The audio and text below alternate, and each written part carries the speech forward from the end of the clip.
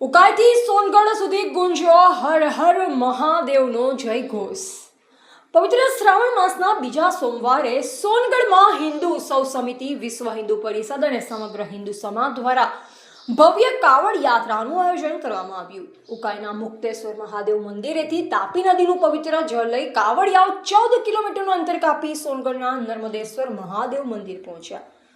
યાત્રામાં નાના ભૂલકાઓથી લઈ વડીલો સુધી મોટી સંખ્યામાં ભક્તો જોડાયા અને સમગ્ર માર્ગ દરમિયાન હર હર મહાદેવના જયઘોષથી વાતાવરણ ભક્તિમય બન્યું હતું। કાવડ યાત્રીઓ માટે માર્ગમાં ફળાહાર, ચા નાસ્તા સહિતની સેવાઓનું આયોજન કરવામાં આવ્યું। સોનગઢ નગરપાલિકા દ્વારા ફાયર ફાઇટર મારફતે રસ્તા પર પાણીનો છંટકાવ કરી કાળઝાળ તડકામાં કાવડિયાઓને ઠંડક મળી રહે તેવી વ્યવસ્થા પણ કરવામાં આવી। તાપી જિલ્લામાં ભાજપ મહામંત્રી નિખિલભાઈ શેઠ શરૂઆતથી અંત સુધી કાવડ યાત્રામાં જોડાયા અને કાવડિયાઓને કોઈ અગવડતા ન પડે તે માટે વ્યવસ્થાનું નિરીક્ષણ પણ કર્યું।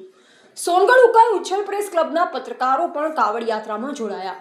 સોનગઢ શહેરમાં પ્રવેશતા નગરપાલિકા દ્વારા કાવડ યાત્રાનું ભવ્ય સ્વાગત કરવામાં આવ્યું। અંતે તમામ કાવડિયાઓ નર્મદેશ્વર મહાદેવ મંદિરે પહોંચ્યા, જ્યાં તાપી નદીના પવિત્ર જળથી ભગવાન શિવનો જળાભિષેક કરી ભક્તોએ ધન્યતા અનુભવી।